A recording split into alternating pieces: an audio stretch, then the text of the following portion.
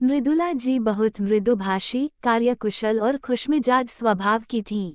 उन्होंने वर वधू को गृह प्रवेश कराया। बनारसी साड़ी में लिपटी, सिमटी सी, संकुचित सी, घूंघट किए खड़ी थी बहू। दोनों ने सास के पैर छुए। बाकी सभी रिश्तेदारों ने घूमने का प्रोग्राम बनाया हुआ था, इसलिए मुंह दिखाई कल के लिए रखी गई थी। विवाह के बाद की प्रथाएं संपन्न करवाकर योगेंद्र जी आराम करने चले गए। क्या सोच रहे हैं? बहू की मुंह दिखाई कीजिए ना, कब से बेचारी आंखें बंद किए बैठी है। योगेंद्र जी हाथ में खानदानी चूड़ा थामे संज्ञाशून्य खड़े रह गए। ज्यादा देर खड़े रहना भी मानो मुश्किल लग रहा था। मुझे चक्कर आ रहा है, कहते हुए उन्होंने दीवार का सहारा ले लिया और तेजी से हॉल से बाहर निकल आए। अपने कमरे में आकर वे धम्म से कुर्सी पर बैठ गए। ऐसा लग रहा था जैसे वो मीलों दौड़ कर आए हों। पीछे पीछे जानकी जी भी दौड़ी आईं। क्या हो गया है आपको? कुछ नहीं, चक्कर आ गया था। आप आराम करें, लगता है शादी का गरिष्ठ भोजन और नींद की कमी आपको तकलीफ दे गई है। मुझे अकेला ही रहने दो, किसी को यहाँ मत आने देना। हाँ, मैं बाहर बोलकर आती हूँ। नहीं मृदुला, तुम भी नहीं। योगेंद्र जी अपने मन की व्यथा का मंथन करना चाहते थे। जो स्थिति एकदम से सामने आ गई थी, उसे जीवन पर्यंत कैसे निभा पाएंगे, इसी पर विचार करना चाहते थे। पत्नी को आश्चर्य हुआ, उसे भी रुकने से मना कर रहे हैं। फिर कुछ सोचकर पंखा तेज कर वह बाहर निकल गई। धीरे धीरे घर में सन्नाटा फैल गया।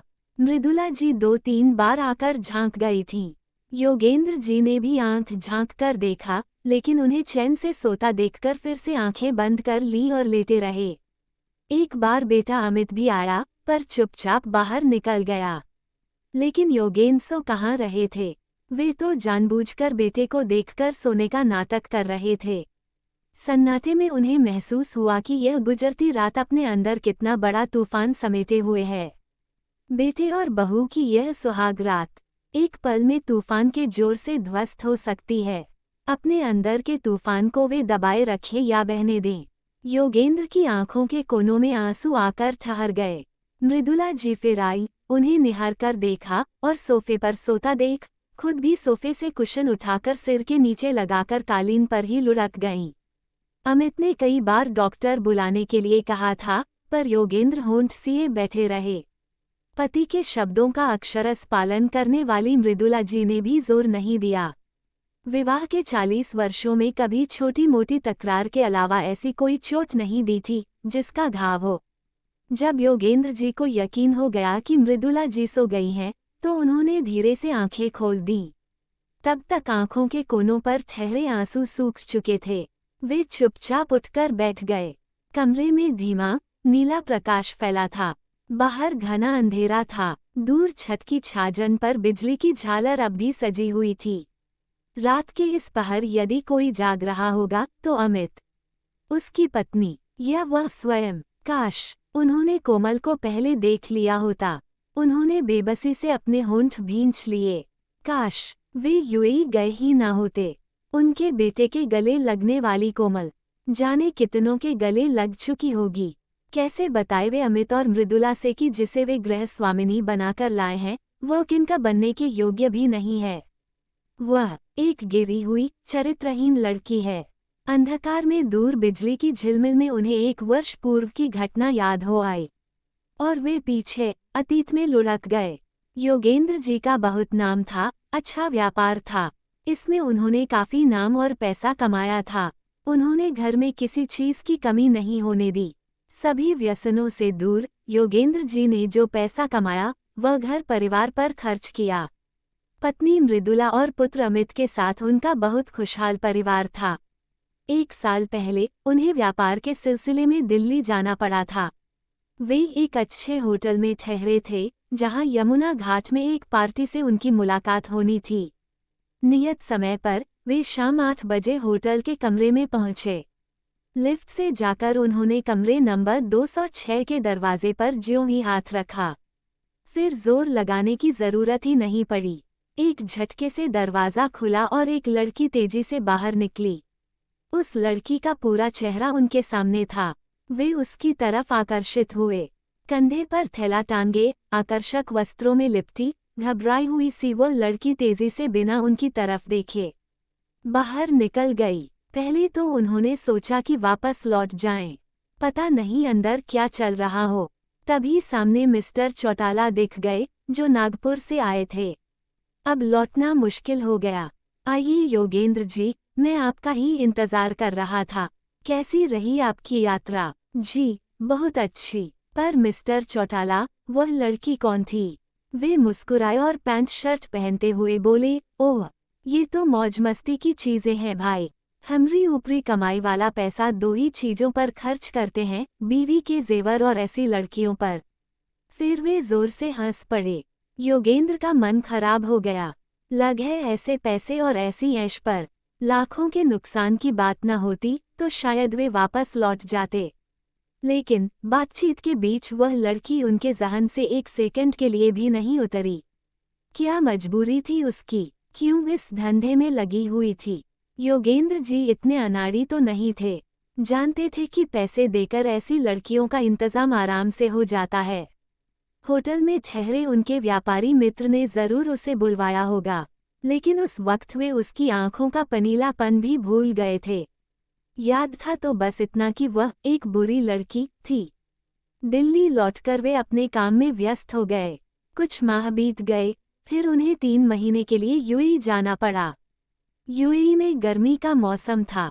इसका मतलब यह नहीं कि वहां सूर्य अंगारे उगलने लगा था, बल्कि यूं कहें कि अब वहां सूर्य उगने लगा था, वरना सर्दी में तो वह भी रज़ाई में दुबक कर बैठा रहता। सूर्य की गर्मी से अब 6 महीने से जमी हुई बर्फ पिघलने लगी थी। कहीं कहीं बर्फ के अवशेष अंतिम सांसें गिनते दिखाई देते थे। पेड़ भी अब हरे भरे होकर झूमने लगे थे। कुल मिलाकर एक भारतीय की नज़र से देखा जाए तो मौसम सुहाना हो गया था। यानी अब ओवरकोट, मफलर, टोपी, दस्ताने त्यागकर सर्दी के सामान्य कपड़ों में घूमा फिरा जा सकता था। भारत लोग जरूर गर्मी के कारण हाय हाय करते नजर आते थे। उनके लिए तो 30 डिग्री सेल्सियस से ऊपर पारा हुआ नहीं कि उनकी हालत खराब होने लगती थी और वे पंखे के नीचे जगह ढूंढने लगते थे। बड़े शोरूमों में एयर कंडीशनर भी चलने लगे थे। जब योगेंद्र यूएई में थे, अमित का रिश्ता तभी पत्नी ने तय कर दिया था। उनके लौटने के 2 दिनों बाद ही शादी की तारीख पड़ी थी। यूएई से बहू के लिए वे कीमती उपहार भी लाए थे। आने पर मृदुला ने कहा भी था, देवकी को तो तुम जानते ही हो। हाँ भाई, तुम्ही ने तो बताया था, जो दिल्ली में रहती हैं। हाँ, उसी की बेटी कोमल है ना? मृदुला बोली। सच पूछो तो पहले मैं बहुत डर रही थी कि पता नहीं तुम इनकार ना कर दो। एक साधारण परिवार की लड़की को। पगली। उसकी बात काटकर योगेंद्र जी ने कहा, इतना पैसा हमारे पास है, हमें तो सिर्फ एक सुशील बहू चाहिए। देवकी मेरी बचपन की सहेली थी। शादी के बाद पति के साथ दिल्ली चली गई थी। 11 वर्ष हुए सुनील भाई साहब को गुजरे। तब से बेटी कोमल ने ही नौकरी करके परिवार को चलाया है। सुनो, उसका एक छोटा भाई भी है, जो इस वर्ष इंजीनियरिंग में चुन लिया गया है। मैंने देवकी से कह दिया है कि बेटे की पढ़ाई के खर्च की चिंता वह ना करें। हम ये जिम्मेदारी प्यार से उठाना चाहते हैं। आपको बुरा तो नहीं लगा? मृदुला, ये घर तुम्हारा है और फैसला भी तुम्हारा। वे हंस पड़े। पर बहू की फोटो तो देख लो। अब कितने दिन ही बचे हैं। इकट्ठे दुल्हन के लिबास में ही बहू को देखूंगा। हाँ, अपना अमित तो खुश है ना? एक ही तो बेटा है हमारा। उसकी मर्जी के खिलाफ कैसे शादी हो सकती है? मृदुला जी बोली। शादी के दौरान भी वे कोमल को ठीक से देख ना पाए थे। जब भी कोई उन्हें, चलिए दूल्हा दुल्हन के साथ फोटो खींचनी है, कहकर बुलाने आता, आधे रास्ते से फिर कोई उन्हें खींच ले जाता। बहू की माथा ढकाई पर वह घूंघट में ही थी। काश उसी समय उन्होंने फोटो देख ली होती। छी छी। शोर पर योगेंद्र वर्तमान में लौट आए। सुबह का धुंधलका फैल रहा था, लेकिन उनके घर की कालिमा धीरे धीरे और गहरा रही थी। नाश्ते के समय भी जब वे बाहर नहीं निकले तो अमित डॉक्टर को बुला लाया। उसने चेकअप के बाद कहा, कुछ तनाव है। लगता है सोए भी नहीं हैं। ये दवा दे दीजिएगा, इन्हें नींद आनी जरूरी है। घर भर परेशान था। आखिर ऐसा क्या हो गया जो वे अचानक बीमार पड़ गए। बहू ने आकर उनके पांव छुए और थोड़ी देर वहीं खड़ी रही, लेकिन वे आंखें बंद किए पड़े रहे। बाबूजी, आपकी तबीयत अब कैसी है? ठीक है, आंख बंद किए उन्होंने उत्तर दिया। बहू लौट गई थी। योगेंद्र जी का चाहा, इस लड़की को फौरन घर से निकाल दें। यदि यह सारी जिंदगी इसी घर में रहेगी तो वह भला कैसे जी पाएंगे? क्या उनका दम नहीं घुट जाएगा? इस घर की हर सांस, हर कोना उन्हें यह एहसास कराता रहेगा कि उनकी बहू एक गिरी हुई लड़की है। इस सत्य से अनभिज्ञ मृदुला और अमित कितने खुश हैं। वे समझ रहे हैं कि कोमल के रूप में घर में खुशियां आ गई हैं। अजीब कश्मकश है जो उन्हें ना तो जीने दे रही है, ना मरने। दूसरे दिन जब उन्होंने मृदुला से किसी पहाड़ी जगह चलने की बात कही तो वह हंस पड़ी। सठिया गए हो क्या? विवाह हुआ है बेटे का, हनीमून मनाने हम चले। लोग क्या कहेंगे? तो बहू बेटे को भेज दो।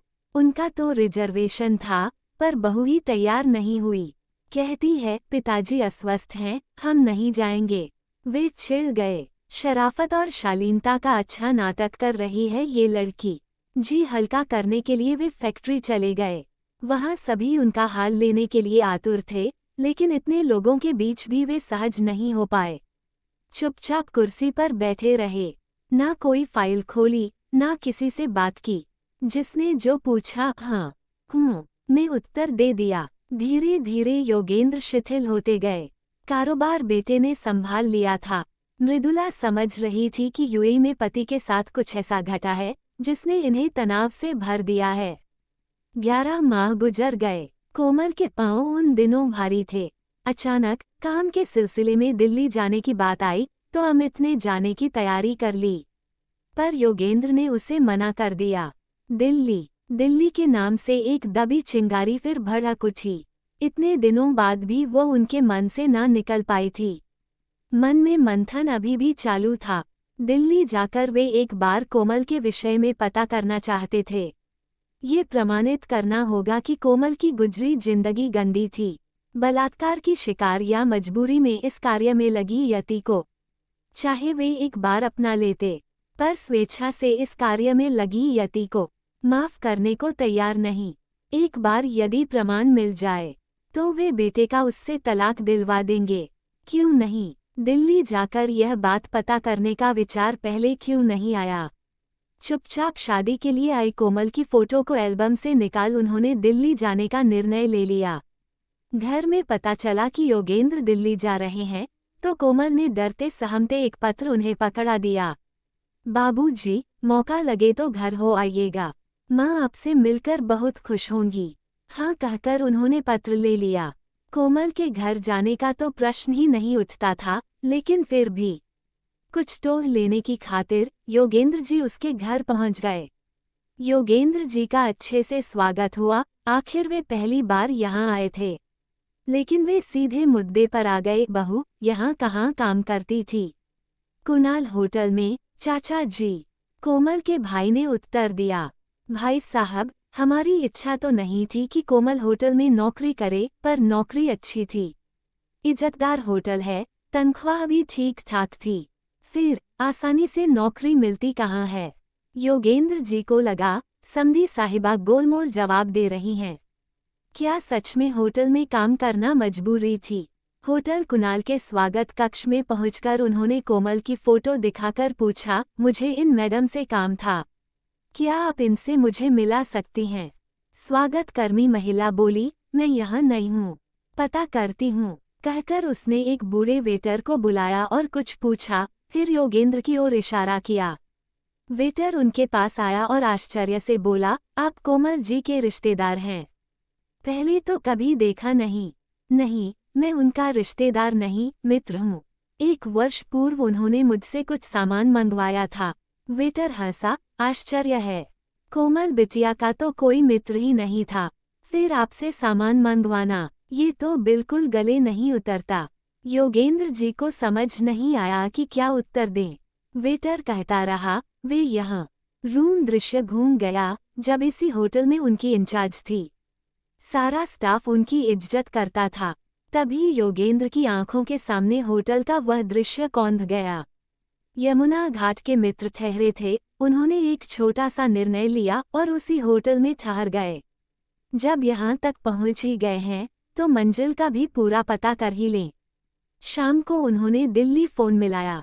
व्यापार की कुछ बातें हुईं तो पता चला 2 दिनों बाद चौटाला की वह पार्टी दिल्ली आने वाली है, तो उन्होंने भी वहीं रुकने का फैसला कर लिया। सब कुछ मानो चलचित्र सा घटित हो रहा था। कभी योगेंद्र सोचते पीछे हट जाएं। बहुत बड़ा जुआ खेल रहे थे वे, इसमें करारी मात भी मिल सकती थी। फिर क्या वे उसे पचा पाएंगे? पर इतने आगे बढ़ने के बाद बाजी कैसे फेंक देते? रात में दिल्ली से आए मित्र के साथ उसके कमरे में बैठकर इधर उधर की बातें होने लगीं। लेकिन जल्दी वे मुख्य मुद्दे पर आ गए। चौटाला, एक बात बताना, ये लड़कियां कैसी मिलती हैं? चौटाला चौंक कर उन्हें देखने लगा, फिर हंसा। वाह, शौक भी जताया तो इस उम्र में। भाई, हमने तो ये सब छोड़ दिया है। हाँ, यदि तुम चाहो तो इंतजाम हो जाएगा, पर यहाँ नहीं। क्यों? ये होटल इन सब चीजों के लिए नहीं है, यहाँ इस पर सख्त पाबंदी है। क्यों झूठ बोलते हो? योगेंद्र तमतमा उठे। मैंने अपनी आंखों से तुम्हारे कमरे से एक लड़की को निकलते देखा था। चौटाला कुछ पल सोचता रहा, फिर अचानक चौंक कर बोला, तुम 2 वर्ष पहले की बात तो नहीं कर रहे हो? वही लड़की कोमल, तुम्हें कहीं पसंद तो नहीं आ गई? हंसते हुए बोला। हाँ, वही। उनकी सांसें तेजी से ऊपर नीचे हो रहा था। ऐसा मालूम हो रहा था जैसे जीवन के किसी बहुत बड़े इम्तिहान का नतीजा निकलने वाला हो। मुझे याद है, वो लड़की यहाँ काम करती थी। मैंने उसे जब स्वागत कक्ष में देखा तभी मेरी नीयत खराब हो गई थी। अक्सर होटलों में मैं अपने लिए लड़की बुलवाया करता था। उस दिन बाथरूम का नल टपक रहा था। मैंने शिकायत की तो उसने मिस्त्री भेज दिया। दोबारा जब मैंने तनिक ऊंचे लहजे में शिकायत की तो वह खुद चली आई। उस समय वह घर जा रही थी, इसलिए होटल के वस्त्रों में नहीं थी। इस कारण वह और भी आकर्षक लग रही थी। मैंने उसका हाथ पकड़कर नोटों की एक गड्डी उसके हाथ पर रखी, लेकिन वह मेरा हाथ झटक कर तेजी से बाहर निकल लगी। तो मैंने उसका हाथ जोर से पकड़ कर लिया और उसे अपनी ओर खींचा। लेकिन वह एकदम तमतमा गई और उसने मुझ पर एक थप्पड़ जड़ दिया और जाकर मालिक से मेरे खिलाफ शिकायत भी कर दिया। एक आह भरते हुए चौटाला ने कहा, आज तक मैंने पैसे से सब कुछ खरीद लिया पर उसे खरीद नहीं पाया। ये वाकया मुझे इस कारण भी याद है कि कमरे से निकलते वक्त उसकी आंखें आंसुओं में डूबी हुई थीं। ऐसा हादसा मेरे साथ कम ही हुआ था। यहाँ से जाने के बाद मुझे दिल का दौरा पड़ा। अब ज्यादा उत्तेजना मैं सहन नहीं कर पाता। 6 माह पहले ही मेरी पत्नी भी चल बसी। अब सादा सरल जीवन ही रास आता है। चौटाला बोले जा रहे थे और उधर योगेंद्र को लग रहा था कि वे हल्के होकर हवा में उड़ते जा रहे हैं। अब वे कोमल की ओर से पूर्ण संतुष्ट थे। घर लौटते समय योगेंद्र ईश्वर का धन्यवाद कर रहे थे कि जल्दबाजी में उन्होंने कोई गलत कदम नहीं उठाया, वरना बहुत बड़ा पाप हो जाता। सच ही कहा है किसी ने, कभी कभी आंखों देखा भी सच नहीं होता। अनुमान भर से किसी नतीजे पर नहीं पहुंचना चाहिए, बल्कि सच्चाई को पुख्ता करना चाहिए। योगेंद्र जब घर लौटे तो उनके चेहरे की खुशी देखकर घरवाले बेहद खुश हो गए। सुबह कोमल को प्रसव पीड़ा हुई तो मृदुला जी बहू को लेकर हॉस्पिटल पहुंच गईं। शाम तक खुशखबरी मिली, नन्ही परी आ गई है। योगेंद्र की आंखों में खुशी के आंसू आ गए। तो बस आज की कहानी में इतना ही। कहानी पसंद आई हो तो वीडियो को लाइक करें। चैनल पर नए हैं तो सब्सक्राइब करना ना भूलें। मिलते हैं नई कहानी के साथ, तब तक के लिए धन्यवाद।